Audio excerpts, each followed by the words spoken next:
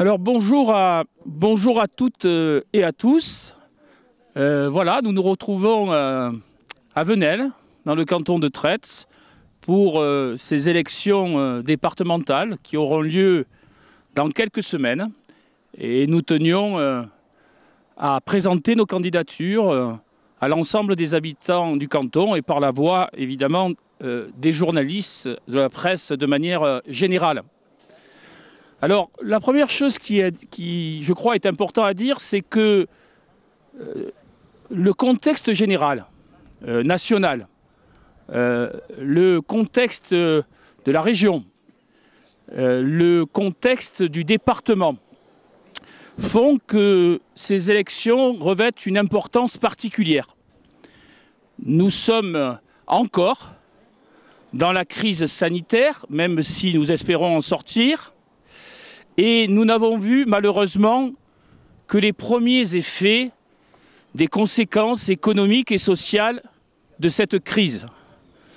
Et dans une période que je crois d'incertitude, dans une période que je crois difficile, où les inégalités sont encore plus criantes dans notre société, eh bien, voter revêt une importance particulière.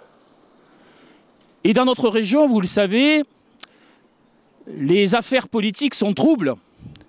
Le Rassemblement national est aux portes du pouvoir et La République en marche et M.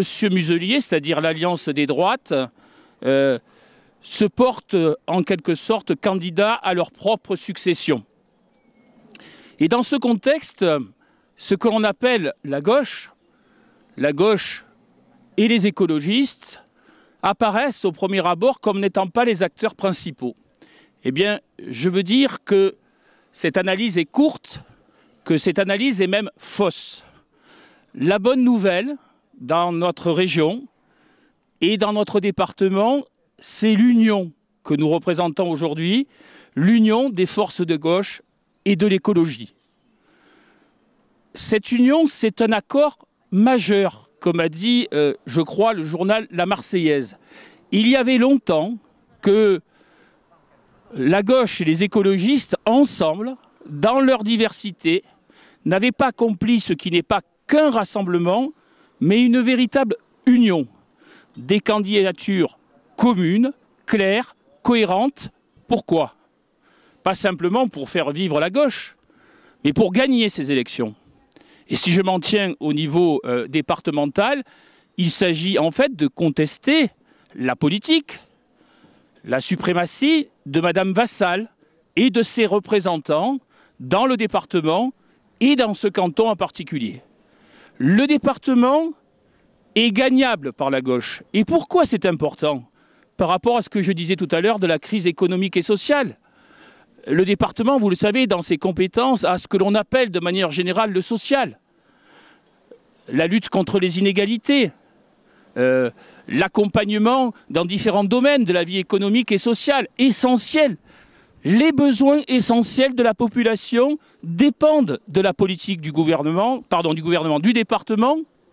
Et de ce point de vue-là, donc, changer la donne dans le département, avoir une politique de gauche au moment où les gens ont tant besoin de solidarité, de partage et d'égalité, c'est essentiel. Donc ce ne sont pas de minces élections, ce sont des élections d'une importance capitale. Et à un an des élections nationales, qui vont d'une certaine manière déterminer l'avenir de notre pays, il est encore plus important que la gauche unie dans sa diversité, que la gauche se présente aux électeurs. Ce que j'ai à dire sur cette union, c'est que je crois que c'est une bonne nouvelle pour l'électorat de gauche. Au-delà des appareils politiques, l'électorat de gauche est unitaire. Je l'ai vécu lorsque j'étais tête de liste d'Aix-en-Partage aux élections municipales. Ce qui m'avait d'abord frappé, c'est cela. C'était que les gens de gauche se retrouvaient ensemble pour des combats politiques communs. Et l'électorat de gauche attend cette unité. Et nous sommes l'unité. On dit cette unité imparfaite, qui ne serait pas totale. Oui, elle n'est pas totale, mais elle est substantielle et majeure. Et nos candidatures, ce ne sont pas des candidatures d'identité, de témoignage. Ce sont des candidatures politiques très sérieuses pour gagner le canton. Nous sommes les seuls, nous, les candidats ici, nous sommes les seuls à pouvoir battre la droite et l'extrême droite dans ce canton. Il n'y a aucune autre alternative pour les électeurs de gauche. Et vraiment, dans ces élections si importantes, la dispersion des voix n'est plus de saison. Voilà ce que je voulais dire sur le sens de nos candidatures. Un mot, car il est bon que les choses soient dites clairement, un mot sur, oui, ma candidature. Pourquoi je dis ce mot? Pour expliquer le sens de celle-ci. On s'étonne qu'étant un engagé et un militant politique à Aix-en-Provence, je sois dans le canton de Traits. Il ne me semble pas que Venelle ou Traits soit très loin d'Aix, mais sait-on jamais, on peut avoir parfois des appréhensions différentes. Comme vous le savez, je suis conseiller municipal, mais je suis aussi élu en conseil de territoire et je suis également élu au conseil de métropole. Au conseil de territoire et au conseil de métropole, j'ai pu mesurer l'importance des politiques à mener dans le pays d'Aix et dans notre département, parce que la métropole, le conseil de territoire du pays d'Aix et le département, finalement, sont en lien les uns avec les autres.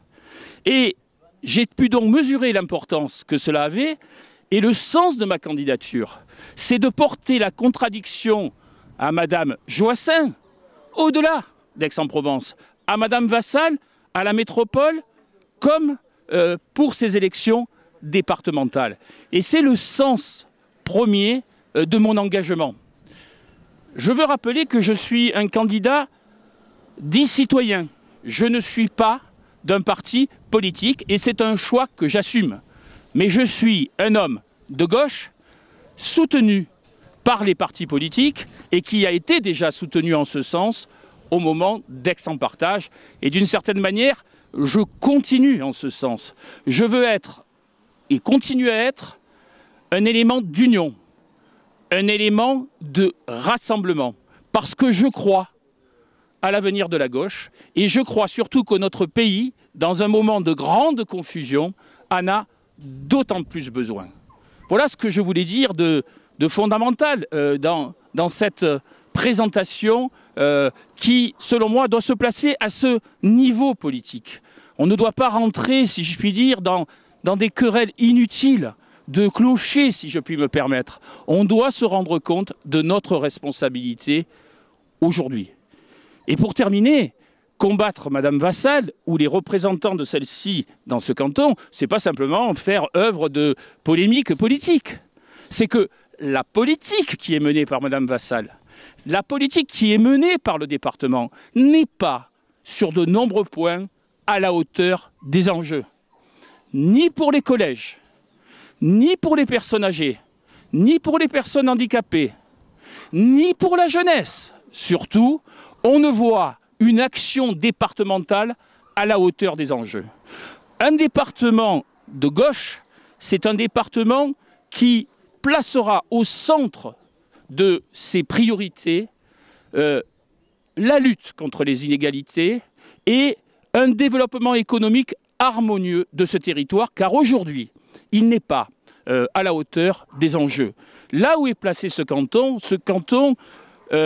d'une certaine manière, met en relation d'autres cantons, les cantons d'Aix, qui sont plus tournés vers la ville, même s'il y a des différences, et puis finalement également les autres cantons du pays d'Aix et les départements alentours. Un conseil départemental conséquent, c'est un conseil départemental qui va d'abord aider les différents acteurs du territoire, les associations, mais aussi, vous le savez, les autres collectivités territoriales, et notamment les communes, qui en ont énormément besoin. Un conseil départemental conséquent, c'est un conseil départemental qui se met en relation avec les autres départements. Car vous avez par exemple le département du Var, où de nombreuses populations qui vivent dans le Var viennent travailler sur le site de Rousset, que je connais bien, à travers le rôle que j'ai joué autrefois à l'université. Et donc il est important de travailler ensemble. Comme il sera important, et je vais finir là-dessus, de travailler en lien avec la région. Les compétences régionales et départementales sont complémentaires. Il est donc très important aussi qu'à la région, il y ait une alternative de gauche et écologiste qui puisse se profiler. Et je crois là aussi que les choses sont possibles. Donc, c'est tout à fait cohérent. Les élections régionales et départementales vont de pair. Et si demain, les choses changeaient au département et à la région, ça serait extraordinaire. Et si l'une des deux collectivités territoriales changeait de couleur politique, également. Dans le département des Bouches-du-Rhône, malgré des éléments qui pourraient laisser penser que le paysage est un peu obstrué pour la gauche, il y a des motifs d'espoir et il y a véritablement la possibilité dans un certain nombre de cantons de faire basculer les choses. Regardez nos candidatures dont je viens de parler, ce qu'elles sont ici dans leur diversité. Vous avez, je le disais, une candidature citoyenne. Vous avez Évelyne Coursol, que tout le monde connaît à Venelles, une militante de l'écologie, une militante du Parti socialiste.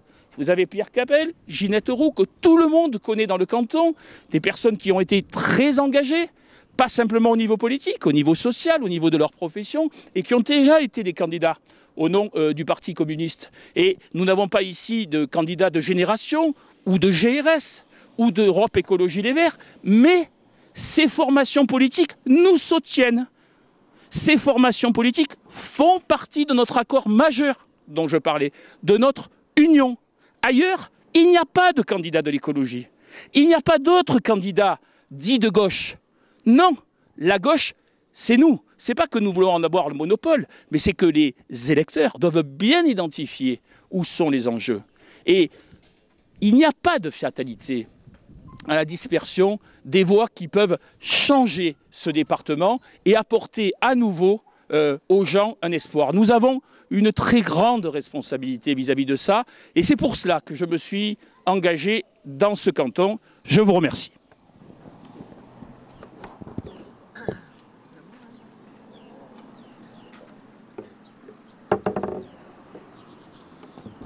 Bon, donc moi je suis Évelyne Coursol, je suis venelloise, née à Aix-en-Provence, d'une famille communiste.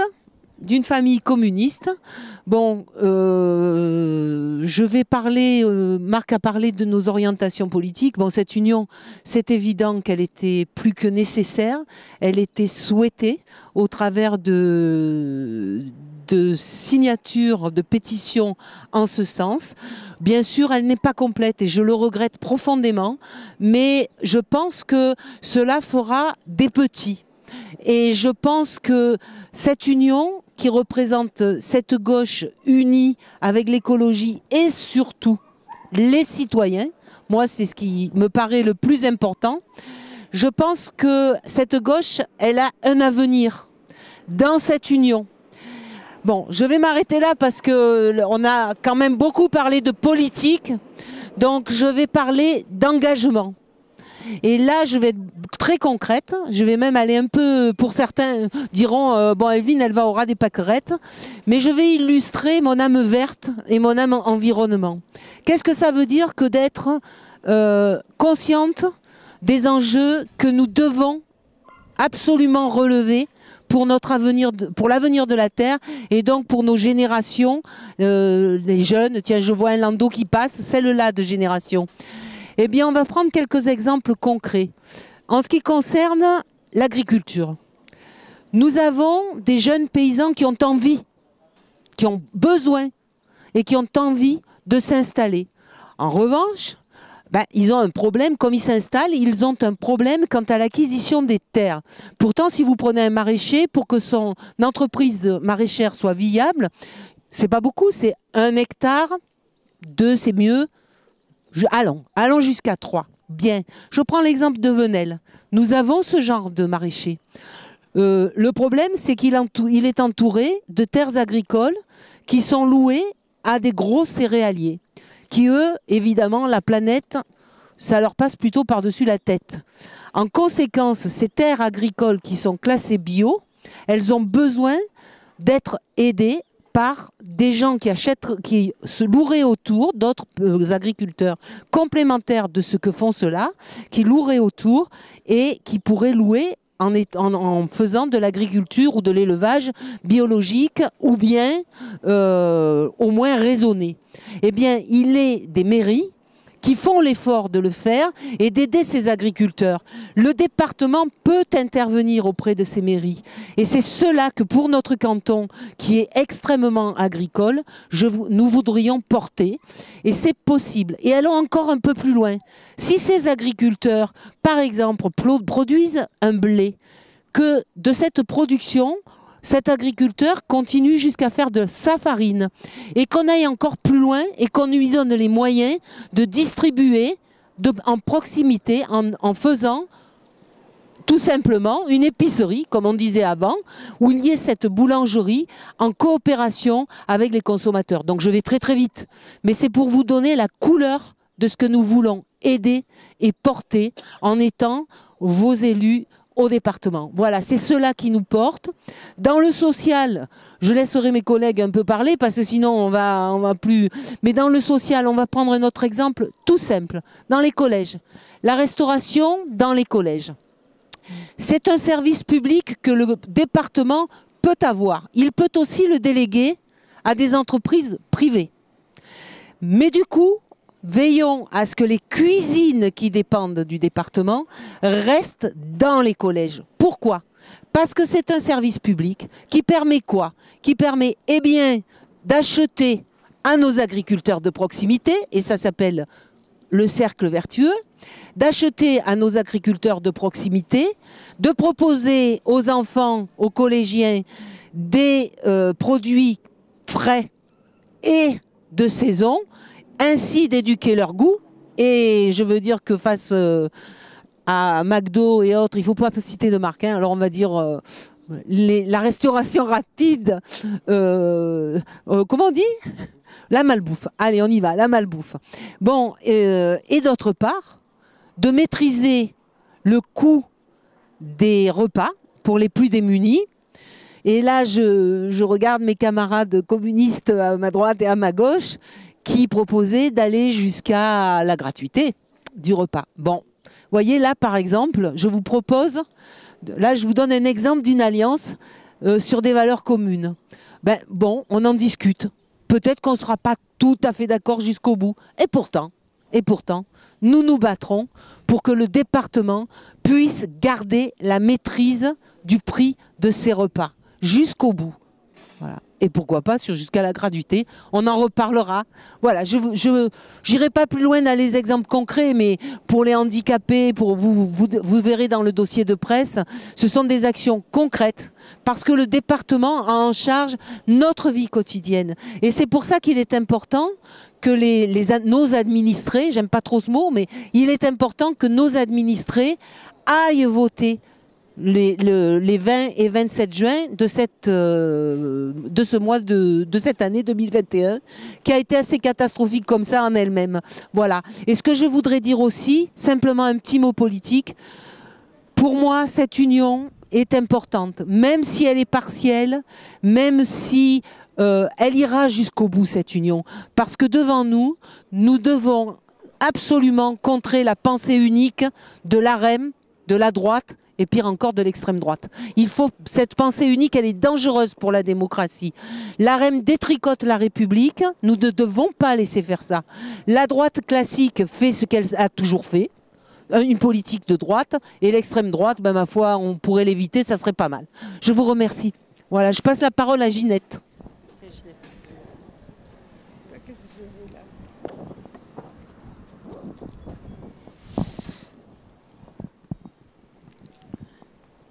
Alors, Ginette Roux, je suis retraitée, ancienne assistante maternelle.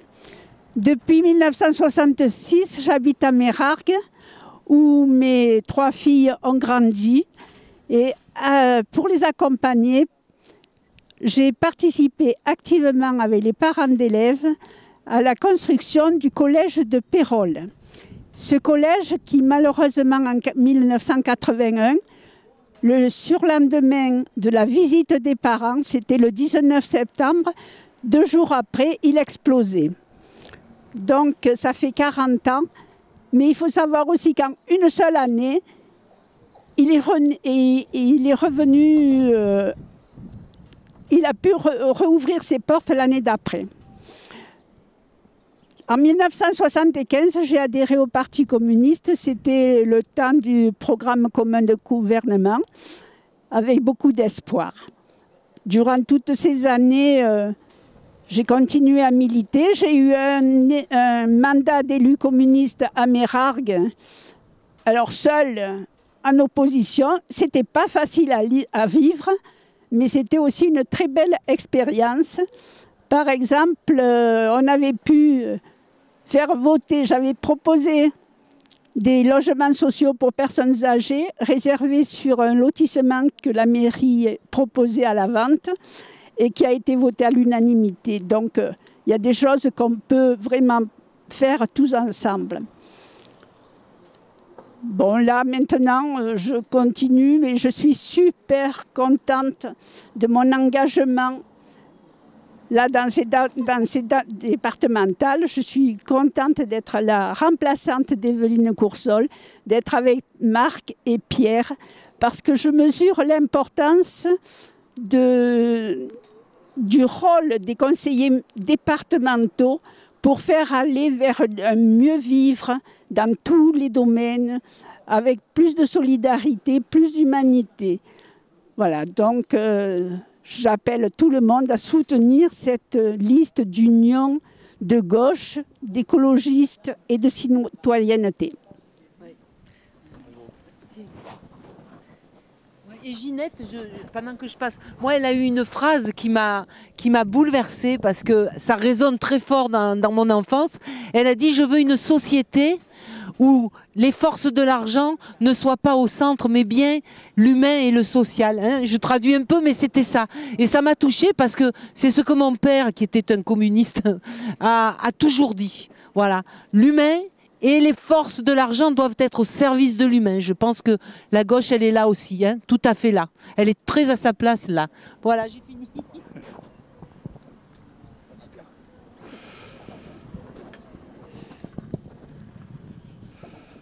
Voilà, donc moi c'est Pierre Capel, donc je suis candidat au départemental pour la 3e fois consécutive, 2 fois comme titulaire et cette fois-ci comme remplaçant.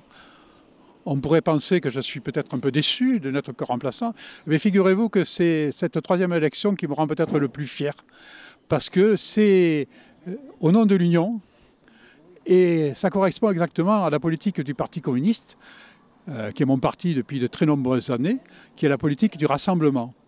Rassemblement, ça ne se construit pas au sommet, ça ne se construit pas comme ça se construit dans les luttes, ça se construit sur le terrain, mais ça se construit aussi à l'occasion d'élections comme les élections départementales, les élections municipales. On a eu un bon exemple sur Aix-en-Partage. Voilà, donc c'était le premier point, je voulais dire combien je suis satisfait d'être là aujourd'hui, parce que je sais qu'on peut gagner, je sais que... Alors 3 choses qui me motivent vraiment aujourd'hui, c'est le rôle du Conseil général, le rôle du département. Alors ce rôle du département, je l'ai bien connu professionnellement puisque j'étais gestionnaire de collège depuis de très nombreuses années. J'ai connu la gestion des collèges du temps où les collèges étaient des collèges d'État et j'ai connu la décentralisation donc quand les départements ont pris en charge les collèges. Et je peux vous dire que la proximité, ça a du bon. La proximité, ça a du bon. Et j'ai vu aussi, j'ai connu un département de droite, quand j'étais en Normandie, qui gérait un collège. J'ai connu un département de gauche, dans les Bouches-du-Rhône, qui gérait les collèges. J'ai vu le travail qui a pu être fait, même s'il y aurait certainement des choses à dire de cette époque au Conseil général des Bouches-du-Rhône. En tout cas, au niveau des collèges, on était cité un exemple. Dans la France entière, et moi dans ma profession, on parlait du département des Bouches-du-Rhône, le premier qui a donné par exemple un ordinateur portable aux élèves, etc. Ça a pu se faire, et je sais qu'il peut se faire des tas de choses, surtout quand on le fait avec une politique de gauche. Donc ce rôle du Conseil général. Deuxième point sur lequel je voudrais insister, et qui me tient beaucoup à cœur, c'est le rôle social du Conseil général. Savez-vous que le Conseil général consacre 50% de son budget, et c'est pas rien, au social, aux aides à la solidarité. C'est le rôle essentiel du département, la solidarité.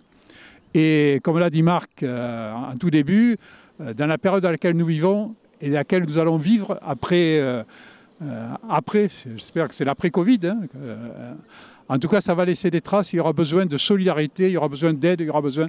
Et le conseil départemental aura un rôle très important à jouer, d'où la nécessité qu'il passe à gauche, qu'il repasse à gauche. Troisième point, c'est la démocratie. On a dit beaucoup de choses sur la gestion du département au niveau de la démocratie, mais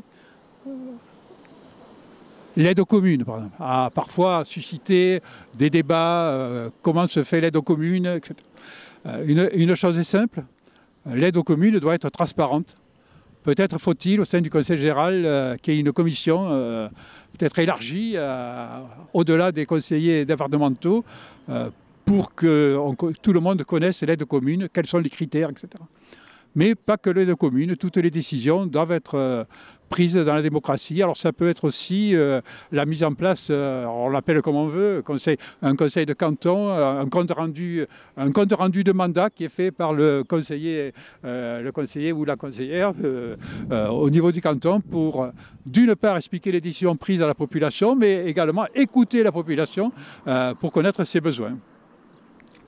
Le dernier point, qui n'est pas le dernier, il n'y a pas d'ordre, c'est l'écologie.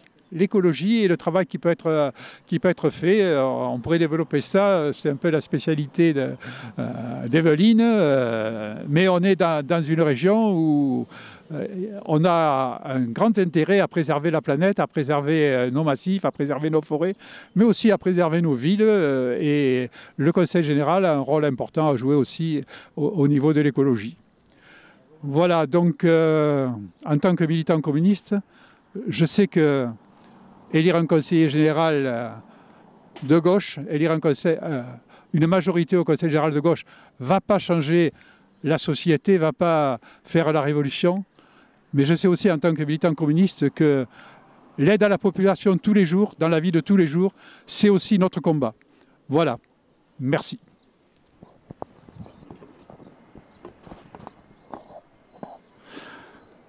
Ben voilà, hein, vous avez eu pendant un peu plus d'une demi-heure, excusez-nous, ça a été un peu long, mais je crois que c'était important, la présentation à la fois de nos candidatures et surtout le sens de celle-ci. Donc voilà, maintenant, peut-être que les journalistes auront quelques questions.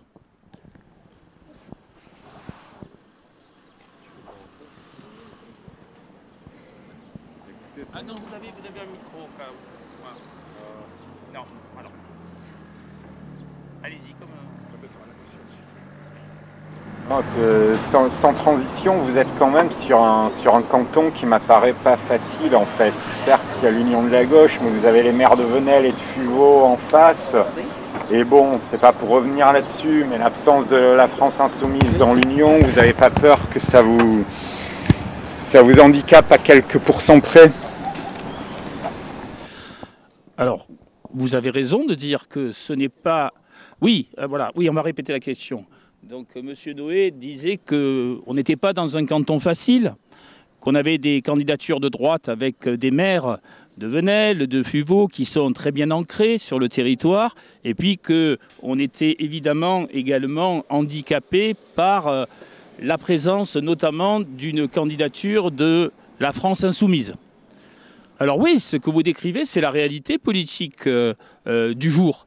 Oui, il y a des gens de droite, des maires que je côtoie beaucoup en conseil de territoire, qui sont très implantés, comme l'on dit. Mais leur implantation, encore une fois, elle doit beaucoup à Madame Vassal, à la manière dont est organisé le pouvoir au sein de ce département, en lien avec les communes. Moi, je pense que cet ancrage, c'est un ancrage qui est effectivement fort, mais qui est un ancrage que l'on peut tout à fait contester. Et comment le contester? Par la mobilisation, notamment des électeurs, la mobilisation des habitants, la mobilisation citoyenne. Ce sont des institutionnels. Nous sommes des candidatures d'engagés, de militants, de terrain. C'est ça la différence. Et je ne suis pas sûr que ces candidatures institutionnelles soient tant à la mode que cela. La deuxième chose, oui, sans embâge, bien entendu qu'on aurait préféré, Evelyne l'a dit, un accord total. Mais ce n'est pas de notre fait, c'est une décision de la France insoumise. Je veux juste rappeler, sans polémiquer, que la France insoumise a quitté l'Union, ce que je regrette, par rapport à un désaccord pour les élections régionales. Cela est vrai, sans qu'au bout du compte, d'ailleurs, la France insoumise ne porte une liste à ces élections. Mais dans les départements, les choses sont différentes. Dans un certain nombre de départements de la région, l'union a été faite jusqu'à la France insoumise et pas dans les Bouches-du-Rhône. Il faut quand même se poser la question de savoir pourquoi cette politique et quel est le but. Je pense, je dis ce que je pense, c'est que dans le contexte actuel dont nous avons parlé, alors que nous portons ce sentiment et ce rêve d'union de l'électorat de gauche, c'est une faute politique. C'est même vouloir jouer, d'après moi, d'une politique assez politicienne, alors que ce sont, paraît-il, des gens qui voudraient faire, eux aussi, la politique autrement. La politique autrement, c'est les candidatures d'union que nous portons aujourd'hui. Chacun assumera ses responsabilités, mais quand vous regardez les dernières élections cantonales, bien sûr, c'était avant même que la République En Marche n'existe, par exemple. Mais quand vous regardez les élections précédentes, si vous regardez les résultats des deux candidatures ou des deux listes de gauche à ce moment-là, et que vous les additionnez, je sais que la politique, c'est pas de l'addition, regardez où elles étaient. Et aujourd'hui, dans le contexte actuel, on peut penser que l'on peut porter des candidatures qui seront au moins à la hauteur de ce que la droite est capable de faire et le Rassemblement national. Et je veux terminer sur le Rassemblement national. Nous voulons essayer d'aller chercher les voix des abstentionnistes.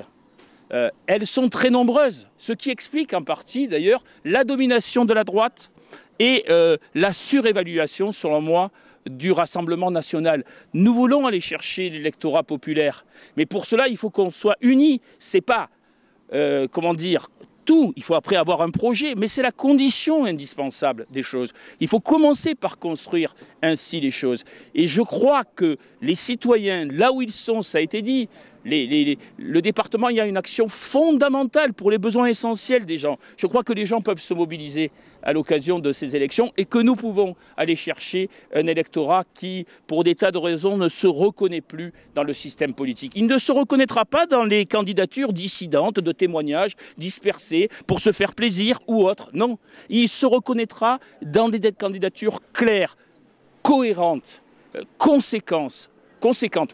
Et c'est le cas de nos candidatures. Je tiens d'ailleurs à le saluer. Regardez derrière, vous avez quand même un maire qui, lui, n'appelle pas à voter pour les candidats de Mme Vassal. Hein. Il y a Jean-David Ciotte qui est derrière. S'il est là, c'est très significatif quand on sait ce qu'il représente comme maire depuis Sainte-Réparade, mais bien au-delà, comme conseiller métropolitain sur ce territoire. Et moi, sa présence, non seulement j'en suis très heureux, elle m'honore, mais elle montre que nous sommes sur le bon chemin pour ce territoire. Parce que, voilà, un maire de gauche sur ce territoire, c'est l'importance des politiques départementales. Et c'est bien que si le département basculait à gauche, les choses seraient différentes pour les communes. J'ai beaucoup parlé de l'aide, enfin j'ai parlé tout à l'heure de l'aide du département aux collectivités territoriales et en particulier aux communes. C'est un enjeu capital, à un moment de crise économique où le département s'endette pour continuer son aide aux communes. Hein. Et on fait miroiter aux communes le plan de relance gouvernemental. Je ne suis pas du tout persuadé de sa pertinence tel qu'il est, mais surtout les communes demain auront besoin d'un département conséquent en la matière qui saura ce que sont ses priorités, que ce soit dans des domaines qui touchent, on l'a dit, au social, ou dans des domaines de principe ou de valeurs.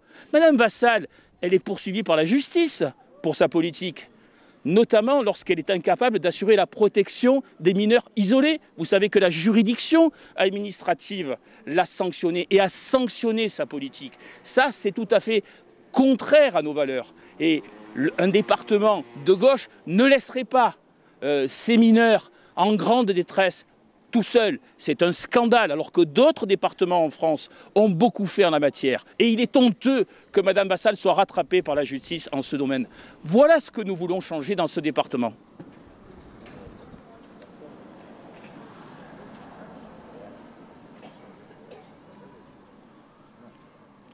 Une autre question pour rester sur le côté politique. C'est même jour, même week-end, élection départementale, élection régionale. On l'évoquait tout à l'heure en aparté, mais est-ce que ça ne va pas accentuer la confusion pour les électeurs? Voilà, comment vous le percevez?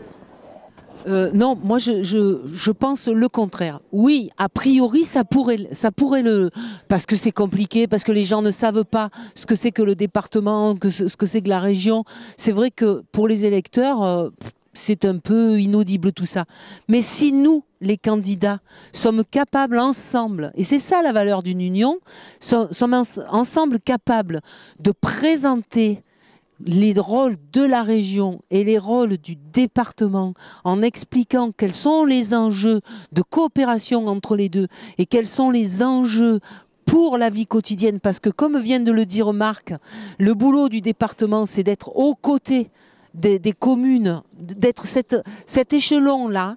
Si nous sommes capables de porter cette responsabilité jusqu'au bout et de la présenter aux électeurs, c'est de notre responsabilité, alors je pense que c'est un atout. Et même, j'irai plus loin, je pense que ça peut permettre de redonner des couleurs à cette démocratie qui, pour l'instant, n'est seulement représentative.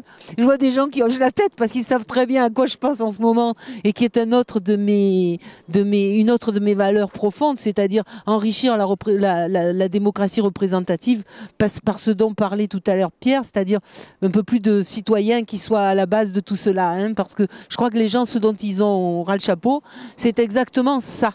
Hein, c'est de ne pas être associé. Et je pense que justement, pour revenir à la question, je pense que justement, si nous portons ce travail, c'est notre boulot d'explication de ce que c'est que la démocratie telle qu'elle est constituée en France et que ces échelons-là ne sont pas des anecdotes, mais bien au contraire, des gens qui doivent travailler ensemble, ce que ne font pas actuellement nos élus, hein, parce que pendant que Marc parlait, je repensais à ce que ont pu faire nos conseillers départementaux aujourd'hui. Je pense à Madame Saez et je ne sais pas combien de personnes l'ont vu. Je veux dire des gens de tous les jours, hein, qui l'a vu sur le marché en disant, ou qui l'a vu venir faire un compte rendu devant ses électeurs, de dire voilà, qu'est-ce que vous pensez de ça.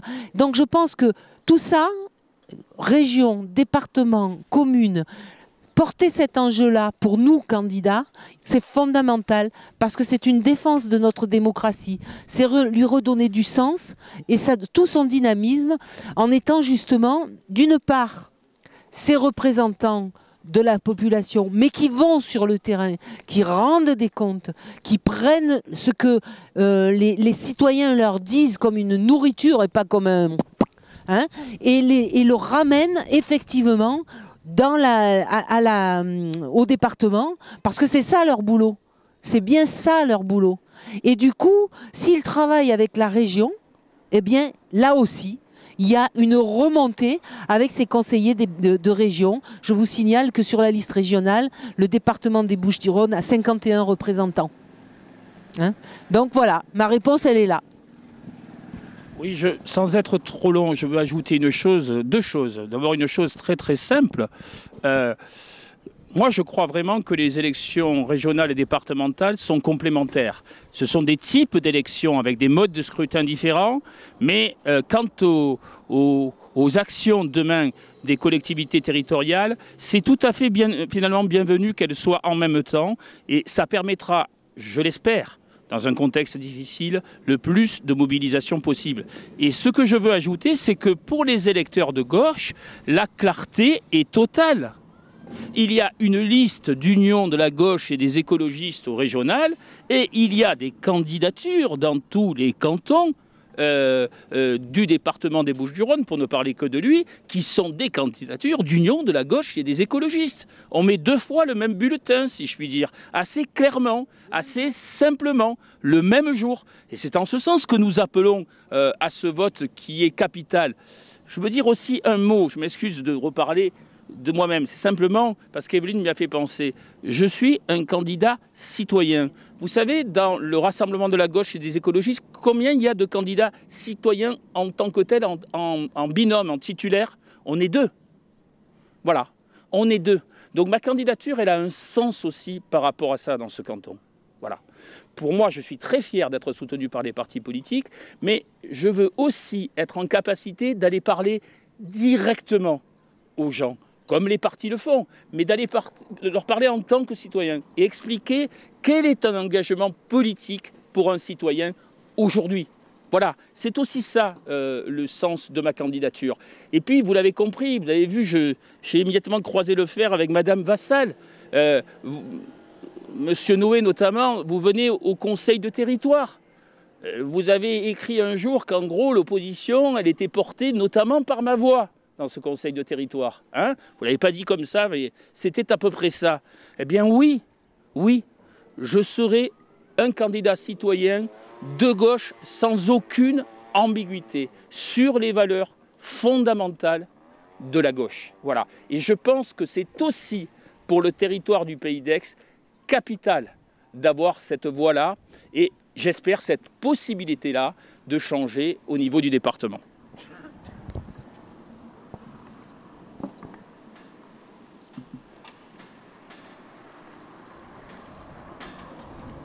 J'allais te rappeler que tu oubliais les citoyens et que tu étais le représentant. Je l'ai fait. Je l'avais bien entendu. D'autres questions? Merci de votre attention. Merci beaucoup. Et du temps que vous nous avez consacré. Et voilà. Est-ce que Jean-David, tu veux parler ou Luc ou c'est bon? Bon, voilà. Donc je vous remercie beaucoup. En revanche, si vous voulez d'autres questions, on peut en parler autour d'un verre, hein. Avec les masques et avec les gestes barrières, s'il vous plaît.